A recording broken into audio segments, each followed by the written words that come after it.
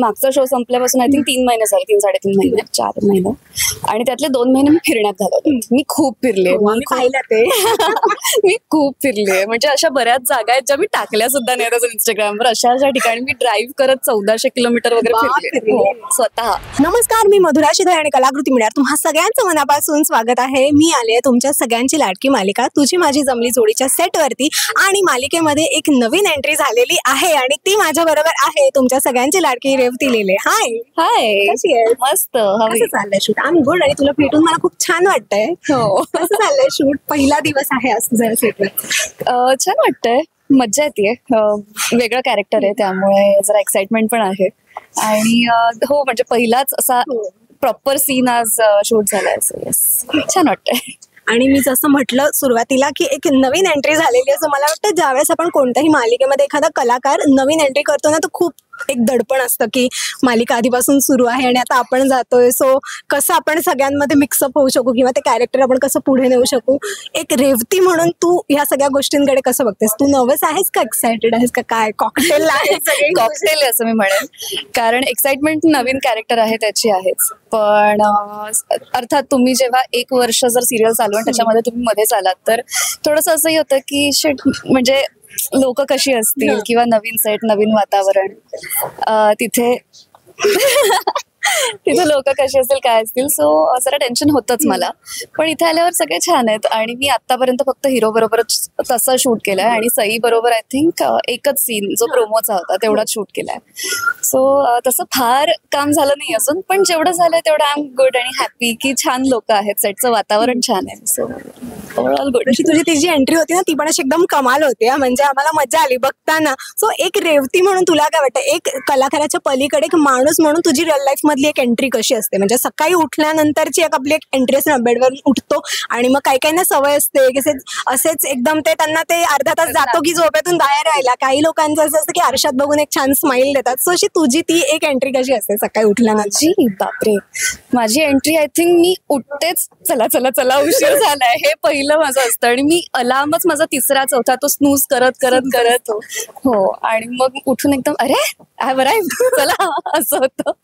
So आता दिवसाची सुरुवात करायची बेसिकली तेच की घाई घाई घाई घाई की हा. आणि मी 15 मिनिट आधी उठते, पटकन तयार होते आणि 15 मिनिटात घराबाहेर पडते. That is me Revati. पण ते रेवतीचं कसं काही प्री रिच्युअल आहे का? काम सुरू करण्यापूर्वी ती गोष्ट तू करतेसच किंवा ती केल्याशिवाय तू काम सुरू नाही करत? मग ती काही असू देत, देवाचं असू देत किंवा काहीतरी तुझं एक अशी छान थेरपी असू देत किंवा काहीतरी मेडिटेशन असू देत, काही नाही असं काही म्हणणार नाही मी. म्हणजे मेडिटेशन वगैरे मध्ये मी फारशी नाहीये. पण फॉर मी मेडिटेशन किंवा दिवसाची सुरुवात मी म्हणेन की माझी गाणी ऐकून होते. म्हणजे मी गाडी चालवत जवळपास आता 1 तास ड्राईव्ह करून येते, तर आय थिंक थ्रू आउट गाणी मी ऐकतच असते. इथे आल्यावरही मेकअप रूम मध्ये पहिली गोष्ट मी काढते ती म्हणजे स्पीकर आणि पहिले माझी गाणी लागतात आणि मग मेकअप होतो. सो आय थिंक गाणी हे माझ्यासाठी थेरपी आहे आणि मेक्स मी फील हॅपी. आणि मग आणि दिवसाची सुरुवात अशी पण, आणि असंही नसतात माझी गाणी की म्हणजे डिकचिक डिकचिक डिकचिक वाजता वगैरे नाही, शांत गाणी आणि छान मूड आणि मग मस्त मूड मध्ये आपण सेटवर येतो असं. So I think make or break असेल तर ते गाणी असतात. आणि मग एखादं गाणं असं लागलं एकदम की नाही असं नाही, मग ते 2 सेकंड अर्ध 1 वाक्य तरी ऐकू दे मला या गाण्याचं, मग मी येते सेटवर. गाण्यांवरती रोजचे डायलॉग दिसायचे हे होतं की ओके हे गाणे मूड आहे, वाईब आहे. हो अगदीच अगदीच. तू आता ना मध्यंतरी मी तुझं एक रील पाहिलं होतं ऑडिशनला जातानाच, तुझं एक रील तू केलं होतं, क्विक ग्राम व्हिडिओ केला होतास तू. सो तो ह्याच संबंधी होता का? नाही, तो याच्या संबंधी नव्हता. पण त्याच्या आधी जो एक होता गेट अनरेडी विथ मी, तो याच्यासाठी होता. So get ready with me तर मी करत असते बरेच, पण नाही तो नव्हता. मला गेट अनरेडी विथ मी जो होता तो होता. जेव्हा कळलं ना की तुझी एंट्री होणार आहे, तर मला असं झालं ओ मी हा व्हिडिओ बघितला तर मला विचारलं हा की हेच होतं का? इतकी छान तू रेडी झालेली आणि छान. पण ह्या सिरियलची ऑडिशन कशी झाली होती तुझी? मला क्रिएटिव्हचा फोन नाही, मला ईपीचा फोन आला होता की असं असं एक कॅरेक्टर आहे आणि ते कॅरेक्टर ब्रीफ मला खूप आवडलं, खूप इंटरेस्टिंग वाटलं कॅरेक्टर जरा, कारण असं मी कधीच केलं नाहीये. म्हणजे आधीच्या मालिकांमधली माझी भूमिका खूप वेगळी होती, त्यामुळे त्याचा फोन आला की असं असं कॅरेक्टर आहे, तुला आवडेल का करायला? म्हटलं हो ठीक आहे, तुझी काय अवेलेबिलिटी वगैरे सगळं विचारलं. मग आपल्याला एक ऑडिशन लागेल, म्हटलं पाठवते. आणि त्या दिवशी मी लकीली फ्री होते, घरीच होते, तर म्हटलं तुम्हाला लगेच पाठव, मी तुला करून पाठवते संध्याकाळपर्यंत. म्हणजे ठीक आहे चालेल. आणि मग मी लगेच ते ऑडिशन केलं.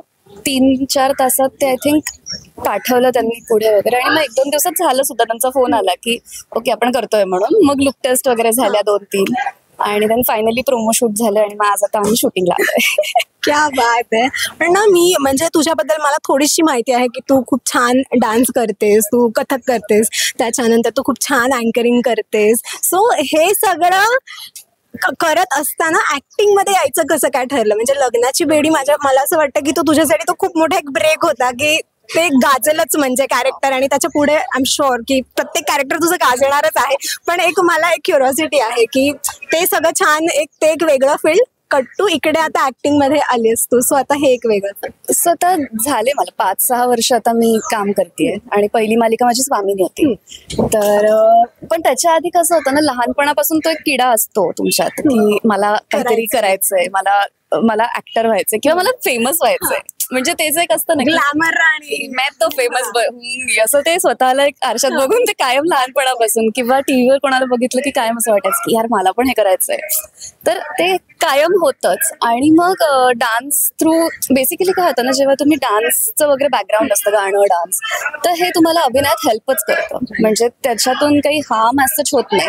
So I think it help me also की थोडंसं एक एक्सप्रेशन्स, एखाद्या इमोशनची समज ही आय थिंक मला डान्स कडून मिळाली. आणि मग ऑन द जॉब मी शिकत गेले ऑब्व्हियसली. पण ती आवड होती असं मी सांगेन. पण आता तू डान्सर आहेस म्हणून विचार कर, मी पण कथक शिकले. सो म्हणजे मी शिकते अजूनही. सो ना ज्यावेळेस आपण डान्स करतो तर ना कोणत्याही त्या डान्सरसाठी ना एखादी गोष्ट एक्सप्रेस करण्याचं माध्यम हे डान्स असतं त्यावेळेस. पण आता तू ऍक्टिंग पण करतेस, तू डान्स पण करतेस. सो तुझ्यासाठी आता सगळ्यात जास्त इझी काय आहे एक्सप्रेस होण्यासाठी? डान्स वाटतं तुला की ऍक्टिंग वाटतं? आय थिंक डान्स आहेच. म्हणजे डान्स तर माझं पहिलं प्रेम आहे. तिथे एक्सप्रेस करायला शब्द नसतात. सो इथे शब्द पण आहेत, एक्सप्रेशन्स पण आहेत. So I think acting is much easier than dancing is what I feel. Obviously voice modulation वगैरे हे सगळं खूप त्या करावं लागतं. त्या गोष्टी आहेतच, त्या शिकाव्या पण लागतात. मी पण ऑन द जॉब शिकले. पण हो, डान्समध्ये थोडंसं रेस्ट्रिक्टेड असतं ना, आपल्याकडे शब्द नसतात की मला हे वाटतंय असं नाही सांगू शकत आपण. तेवढ्याच म्हणजे एलिगंटली ते कथकमध्ये एक्सप्रेस करावं लागतं. ते तुझ्यासाठी डान्स पण आहे आणि ऍक्टिंग पण आहे, दोन्ही आहे असं म्हणून. येस.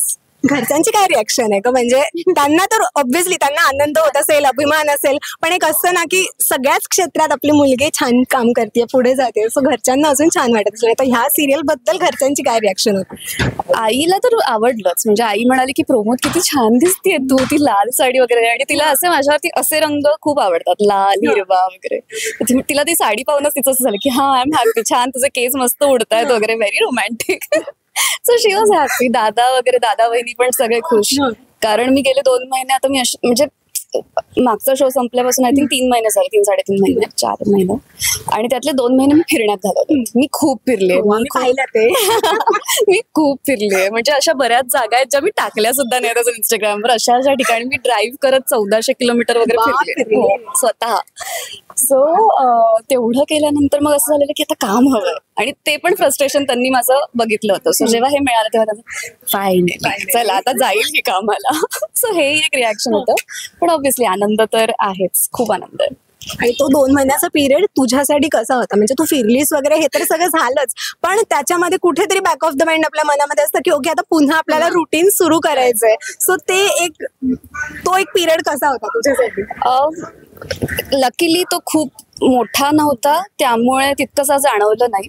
पण प्रत्येक ऍक्टरच्या नशिबात आय थिंक ऑडिशन्स हे एक आहे आमच्या सोबत चालत असतं. म्हणजे मी आता सिरियल पण करतेय, पण मी ऍडचे पण ऑडिशन्स देतेय, पण मी फिल्मचे पण ऑडिशन्स देते. सो ते असतंच. सो ते होतंच. म्हणजे डिफिकल्ट नाही म्हणणार मी, कारण तो इतका मोठा पिरियड नव्हता.